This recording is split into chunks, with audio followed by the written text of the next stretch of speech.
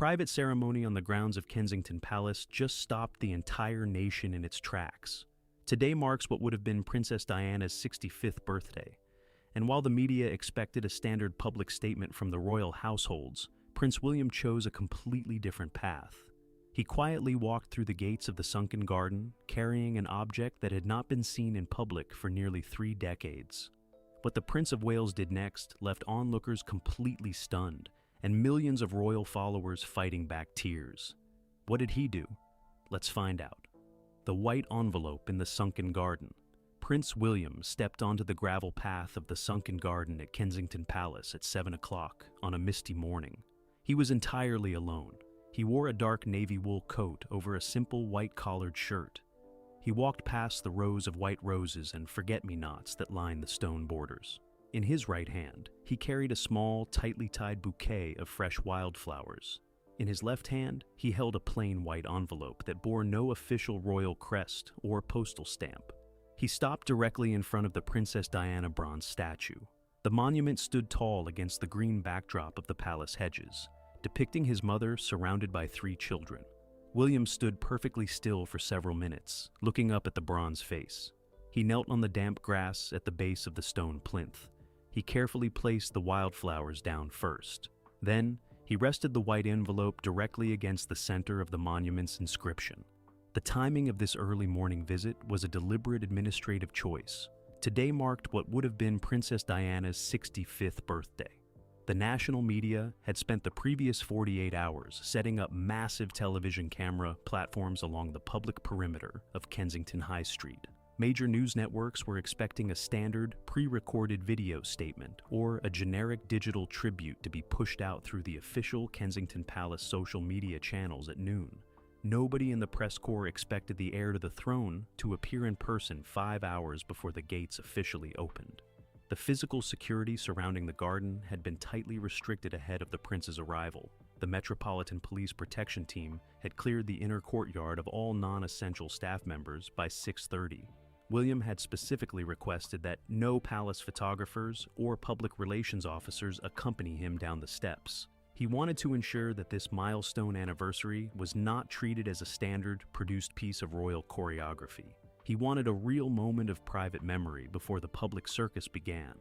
The internal tension within the palace communications department had reached a peak on Sunday evening. The senior media advisors at Clarence House had drafted a standard commemorative press pack. The draft contained a classic black and white portrait of Diana taken by Patrick de Marchelier in 1997, accompanied by a typed quote about her global humanitarian legacy. The advisors argued that releasing a digital graphic was the safest way to manage the anniversary without inviting intrusive media commentary about the family's ongoing personal rifts. William rejected that corporate script entirely during a brief telephone call with his private secretary. He stated that a milestone birthday required something more substantial than a manufactured piece of internet content. He told his staff to lock the digital draft in the archive and cancel any plans for a formal press release. By choosing to walk down to the garden with a raw, handwritten tribute, he deliberately broke through the traditional wall of emotional restraint that has governed the Windsor family's public actions for generations. The presence of the white envelope opened an immediate mystery among the few security guards watching from the palace windows. They noticed that the envelope was unusually thick, containing a solid, rectangular object rather than a standard folded piece of writing paper. William had spent the previous evening inside his private study at Adelaide Cottage, retrieving several personal items from a secured leather trunk that had belonged to his mother. He had carefully selected a single artifact that had remained hidden from public view since the summer of 1997. This sudden, personal presentation completely altered the emotional weight of the anniversary for the palace staff. The footmen and gardeners who entered the courtyard at 8 o'clock stopped at the perimeter fence, looking down at the simple white paper resting on the stone plinth. The raw simplicity of the letter contrasted sharply with the massive, corporate public relations machinery that usually manages royal milestone events. The quietest prince had delivered a powerful statement of personal devotion, and the contents of that note were about to redefine the entire National Day of Remembrance. The mystery deepened when a senior estate warden noticed the unique color of the ink visible through the thin paper of the envelope. The writing was not executed in the black ink, typically used for formal royal correspondence. It was a faded blue ink, characteristic of the ballpoint pens used in British boarding schools during the early 1990s. William had not written a new message for this 65th birthday.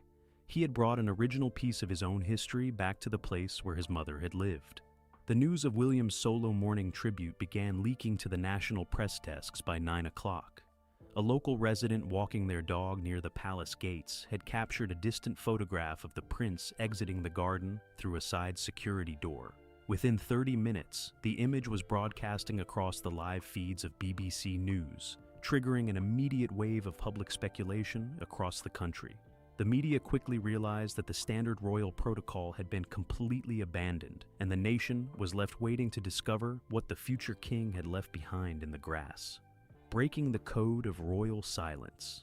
The internal phone system inside the security checkpoint at the Kensington Palace gates began ringing continuously at 9:15. A junior protection officer answered the call, recording the operational instructions on his daily clipboard log. The order came straight from the head of the Royal Security Detail. The staff had to clear the public viewing platforms along the outer perimeter fence. 3 additional police vans arrived from the central London station, parking directly across the road to manage the gathering crowds of onlookers. This sudden defensive movement highlighted a strict administrative reality. For nearly 3 decades, William and Harry had maintained an unwritten code regarding their public statements. They had agreed to keep their personal grief entirely hidden behind the formal walls of the palace. They did not issue independent press releases on her birthday. They did not lay personal items at public monuments without consulting each other first. This morning, William broke that agreement completely. He acted without sending a single advisory message to his brother's representatives in the United States. The historical data regarding their past public collaborations shows a completely different strategy. In 2007, the brothers sat together in a production studio to organize a massive concert at Wembley Stadium to honor their mother's memory. 10 years later, in 2017, they appeared side by side in a television documentary, sharing private family photographs from their childhood albums. Those events were heavily managed, meticulously scripted, and authorized by joint committees of palace advisors. The solo walk down the stone steps of the garden this morning represented a total departure from that shared history. The tension over this unilateral move intensified when the palace press office discovered the contents of a private memo from the summer of 1997. The memo was pulled from a secure filing cabinet inside the main administrative office at Clarence House. It detailed the original royal protocol drafted immediately after Princess Diana's passing. The text stated that all public tributes, memorial plaques, and anniversary events must be organized through a unified family council. This rule was designed to prevent any single member of the family from using her memory to overshadow the official work of the reigning sovereign. By bypassing that council, William created an immediate administrative problem for King Charles's personal staff. The king's advisors had spent weeks organizing a quiet family weekend at Balmoral, intending to keep the focus of the national news cycle on the crown's upcoming state visits. They wanted a period of calm, dignified continuity.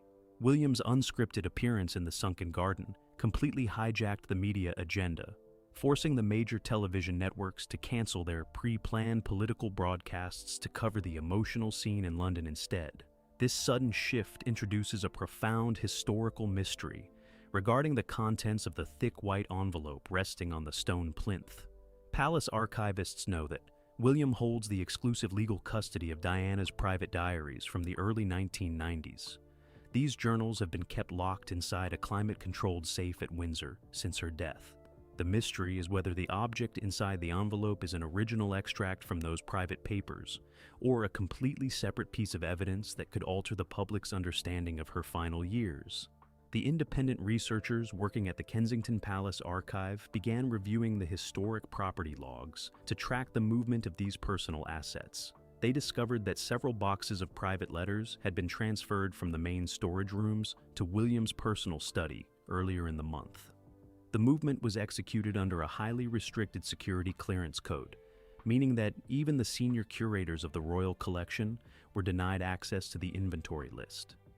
William was quietly collecting his own history, preparing for a milestone anniversary that he refused to let the palace public relations machinery control. The physical reality of the scene in the garden became more intense as the noon hour approached. The morning ground fog had completely cleared, exposing the simple white envelope to the bright sunshine. Thousands of public visitors were now lining up along the outer iron railings, holding digital cameras and binoculars to catch a glimpse of the tribute. The raw simplicity of the single envelope contrasted sharply with the massive, corporate floral displays that usually surround royal memorial sites. A senior estate warden walked down the gravel path at 12:30 to check the structural security of the monument before the gates were open to the public. He stopped 2 feet away from the stone plinth, looking down at the faded ink visible on the paper casing. He noticed that the envelope was not sealed with standard adhesive. It was held together by a piece of vintage clear tape that had yellowed significantly over the past 30 years. This small, physical detail proved that the package had not been assembled recently inside the modern offices of Adelaide Cottage. It was an artifact from the past, preserved exactly as it had been kept decades ago. The mystery now shifts directly to the crowds waiting outside the iron gates. As the security bars are lifted, the first rows of onlookers will press against the garden perimeter, trying to read the distinct, youthful handwriting visible on the paper. The media trucks parked along Kensington High Street are already spinning up their satellite uplinks, preparing to broadcast the first close-up images of the note to millions of viewers worldwide. The quiet code of royal silence has been permanently shattered by the future king, and the nation is left waiting to discover the exact words that have brought the palace administration to a complete standstill. The handwritten letter revealed to the crowds. The iron security gate swung open at exactly 1 o'clock. A dense crowd of onlookers pressed forward along the public viewing barrier facing the sunken garden. Several people carried long telephoto lenses, aiming them directly through the gaps in the stone railing. The sunshine hit the surface of the white envelope, making the blue handwriting underneath the yellowed clear tape completely legible to those standing closest to the perimeter. A photographer from a national news desk adjusted his tripod, capturing the first clear image of the top sheet of paper poking out of the envelope. The physical details of that note shifted the day's focus immediately. It was not written on official Kensington Palace stationery. The paper was lined, standard notebook sheets ripped from a binder used at Ludgrove School in Berkshire. The text was written in the large, slightly uneven handwriting of an 11-year-old child. At the very top of the page, a clear date stamp read June 30th, 1993. This was the day before Diana's 32nd birthday, written more than 30 years before this 65th anniversary gathering. The specific text of the note reveals a profound personal commitment. The young prince had written a short list of promises to his mother. He stated that when he grew up and became the Prince of Wales, he would ensure that her charitable work with landmine victims and homeless shelters remained protected from palace interference. He explicitly promised to keep the family safe and unified, drawing a small blue ink heart next to her name at the bottom of the page. The tension over this public revelation escalated within minutes of the image appearing online. The live camera feeds from BBC News zoomed in on the stone plinth, allowing millions of television viewers to read the faded blue lines simultaneously. The public was suddenly looking at an authentic, untouched piece of royal history.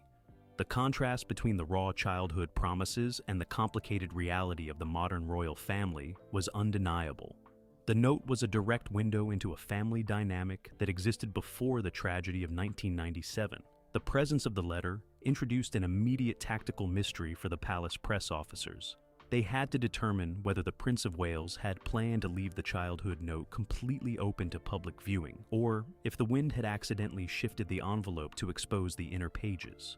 A media advisor standing near the security van checked her internal briefing logs, trying to verify if the text violated any specific privacy policies. The palace legal department had no protocol for handling ancient childhood correspondence left at a public monument. The independent historians tracking the family's archival records confirmed that this specific note had never been catalogued by the Royal Collection Trust. It had remained in William's private possession, stored inside a secure leather lockbox at his country residence. By placing it at the base of the bronze statue, he was effectively entering his private childhood memories into the public record of the state. He was using his own historical evidence to frame the anniversary, completely bypassing the polished narratives created by the corporate public relations teams. The crowd along the barrier remained remarkably quiet as more people read the text on their mobile screens. There were no loud cheers or chants. Several onlookers were seen wiping their eyes with tissues as they looked at the small blue heart drawn on the lined paper. The raw simplicity of the childhood ink carried a heavy weight that completely overwhelmed the standard, structured atmosphere of the palace grounds. The future king had chosen to speak as a grieving son, and the country was responding with absolute silence. This public display opens a major question regarding the long-term management of Diana's historical legacy. For decades, the Central Palace administration has tried to blend her memory into the broader, generalized history of the institution. They preferred standard, distant commemorative plaques that avoided personal emotion. William's choice to highlight his own childhood text proves that he intends to run his future court with a completely different emotional code. He is willing to show the raw, unedited vulnerability of his past, grounding his modern authority in the genuine human heart his mother gave him.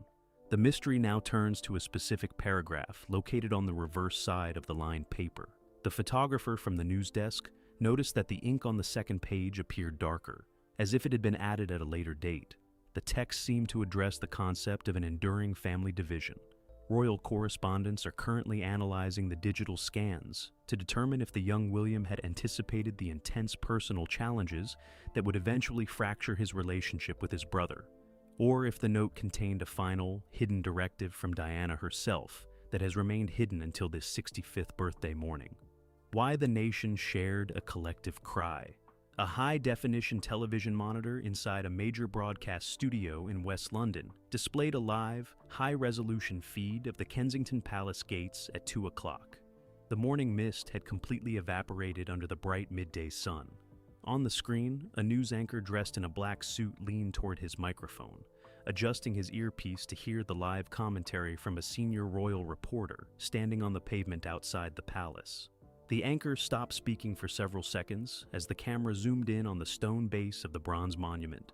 The digital feed captured every single line of the child's handwriting on the lined notebook paper resting in the grass. The data tracking the public reaction across the United Kingdom began showing an unprecedented surge within minutes of that specific broadcast. On social media platforms and news websites, the image of the handwritten note accumulated over 10 million views before the hour was over. The traffic was so immense that it caused the servers of 2 major national newspaper applications to crash temporarily due to the sudden influx of users. This was not a standard reaction to a royal anniversary.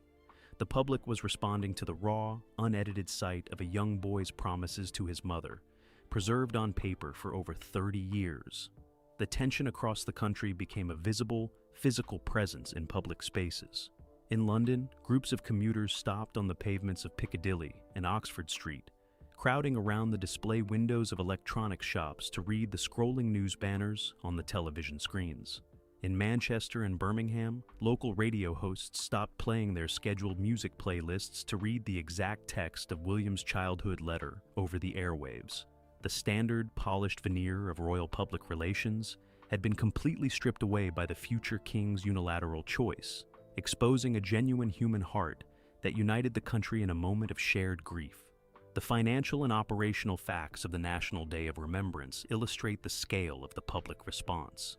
By 3 o'clock, local florists across West London reported that their entire inventory of white roses and forget-me-nots had been completely sold out. Thousands of everyday citizens were traveling toward Kensington High Street by train and bus, carrying simple bouquets to place along the iron railings of the palace perimeter. The Metropolitan Police had to deploy 50 additional crowd control officers to manage the queues, which now stretched for over half a mile down the public footpaths of Kensington Gardens. This massive public demonstration introduces a highly compelling mystery into the Central Palace administration. Why did a simple childhood note, written in faded blue ink on standard school paper, trigger a far deeper emotional reaction from the British public than any multi-million-pound official memorial project organized by the state over the past 30 years? The answer lies in the public's deep, institutional memory of the tragedy of 1997. For 3 decades, the nation has watched the royal family navigate its internal conflicts, public scandals and deep personal rifts through a series of heavily managed, highly strategic corporate statements. Hearing the raw, unscripted voice of an 11-year-old prince reminded the public of the real human cost behind the crown's historic facade. William resolved this collective emotional distance by choosing to step entirely outside the palace system. He did not ask his communications team to draft a sophisticated speech filled with grand, historical metaphors about his mother's legacy. He simply laid his own history down on the grass, proving to the nation that his personal grief is entirely independent of his official status as the Prince of Wales. By showing his own childhood vulnerability so openly, he gave the public permission to drop their own traditional emotional restraint, transforming a standard state anniversary into a deeply personal day of national reflection. The tension within the palace legal department remained high as the afternoon progressed. The solicitors were monitoring the live news commentary to ensure that the public discussion did not cross into any areas that could compromise the official neutrality of the crown. They quickly realized that their standard guidelines for managing press coverage were entirely useless in this situation. You cannot easily issue an administrative warning to the media for broadcasting an authentic image of a letter left at a public monument by the heir to the throne. William had completely neutralized the palace's ability to control the narrative, letting the raw reality of the note speak directly to the hearts of the people. The scene along the outer iron railings of the garden grew increasingly emotional as the afternoon sun began to dip behind the trees. Onlookers were standing 3 rows deep, passing binoculars down the line so that everyone could read the small blue heart drawn next to Diana's name at the bottom of the page. Many of the visitors were completely silent, while others spoke quietly about their own memories of the summer of 1997, remembering where they were when they first heard the news from Paris. The childhood note had successfully transformed a distant bronze statue into a living, breathing symbol of family love and enduring devotion. The mystery now shifts directly to how this profound wave of public emotion will affect the internal dynamics of the royal household moving forward. William has demonstrated that his modern authority as the future king is not rooted in cold, distant tradition, but in a deep, shared connection with the feelings of the everyday public. He has set a new emotional blueprint for the court that his advisors will be forced to respect during all future milestone events, proving that the true legacy of Princess Diana is not a historical memory kept locked in a vault, but a living force that continues to guide the human heart of the British crown. The missing brothers' shadow over Kensington. The shadow of the Princess Diana. Bronze statue lengthened across the flagstones of the sunken garden as the clock tower inside the palace courtyard struck 4 o'clock. A cold breeze rustled the leaves of the surrounding hornbeam hedges. Prince William had long since departed the estate, returning to his administrative duties at Windsor. Yet, his absence only intensified the heavy visual reality of the empty space directly to the left of the stone monument. Onlookers pressing against the iron security barrier could not look at the single handwritten letter without realizing that a massive historical component of the family narrative was completely missing from the scene. The physical facts of this specific location outline a deep institutional tragedy that no amount of palace choreography can easily obscure. In July 2021, the sunken garden hosted a highly publicized ceremony where William and Prince Harry stood side by side to officially unveil the bronze tribute to their mother. On that afternoon, the brothers worked in total synchronization, pulling away the heavy green cloth covering the statue before turning to smile at their maternal aunts and uncle. That 21 appearance marks the absolute last time the two princes stood together on the grounds of Kensington Palace before their personal and operational relationship fractured completely. The contrast between that shared 21 ceremony and the absolute isolation of this morning's tribute is stark. William's unilateral choice to execute his visit entirely alone, without issuing a parallel statement or a courtesy notification to his brother's communications team in California, proves that the division has hardened into a permanent structural reality. The public is no longer looking at a temporary family dispute that can be solved by an emergency summit at Sandringham. They are looking at 2 entirely separate royal operations that happen to share the exact same biological lineage. The internal tension generated by this solo appearance quickly spread through the palace archiving department. Senior curators spent the afternoon reviewing the historical logs of Diana's private estate to verify the exact legal status of the childhood artifacts William had brought down to the garden. Under the original terms of the 1997 probate agreement, the personal letters, school journals, and childhood diaries of the princess were designated as a shared inheritance, meant to be managed jointly by both of her sons once they reached maturity. By independently extracting an original piece of that history and entering it into the public record, William effectively established his absolute sovereign control over her historical legacy. This realization sent an immediate wave of administrative panic through the media offices in Montecito. Harry's public relations team spent the afternoon monitoring the digital metrics of the BBC broadcast from their headquarters in California. They watched as the video clip of William's childhood letter accumulated millions of views across global platforms, entirely dominating the international news cycle. The total silence from the California estate throughout the morning was a striking contrast to their usual strategic media interventions. The Duke of Sussex found himself entirely outmaneuvered by the simple, raw authenticity of his brother's gesture. Any retaliatory statement issued from America would look highly calculated and disruptive against the backdrop of national mourning. The situation introduces an interesting psychological mystery regarding the hidden text located on the reverse side of the lined notebook paper.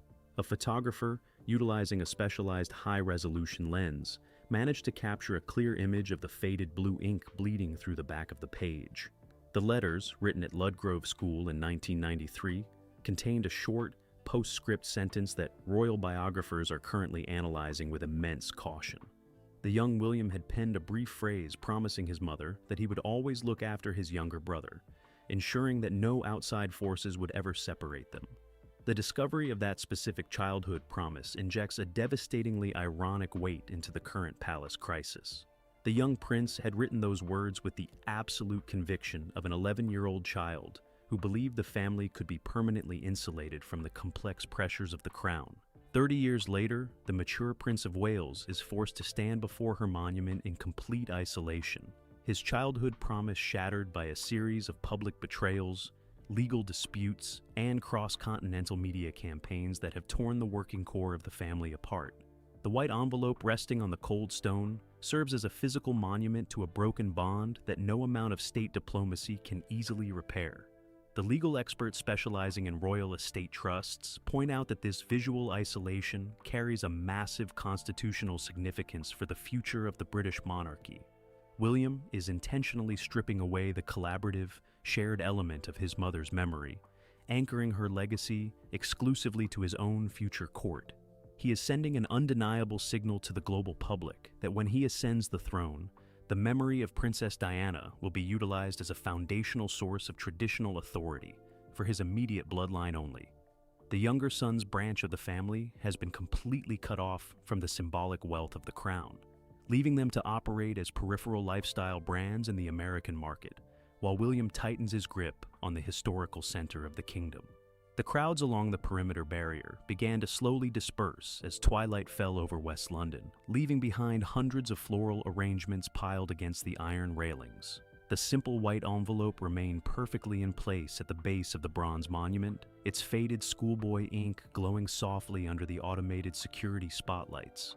The quiet prince had used a single piece of his own history to deliver a masterpiece of emotional warfare, completely silencing his critics and leaving his brother's team entirely powerless to change the narrative. The shadow over Kensington remains a permanent reminder of a family fractured at its very core, and the nation is left to contemplate a future king who must carry the immense weight of his mother's legacy completely on his own. A sovereign legacy defined by love.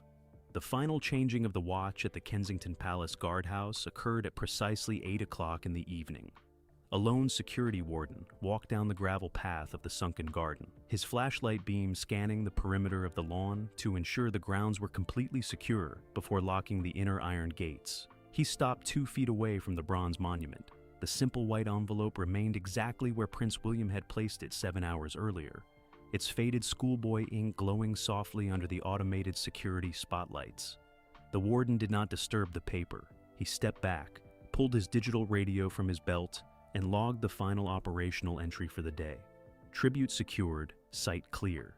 The administrative facts of the evening finalization confirm that the contents of the white envelope have been formally recorded in the palace's private ledger. Under standard archival protocols, any personal items left at a royal monument by the heir to the throne are automatically protected by the state. They cannot be thrown away by the maintenance staff or sold to private collectors.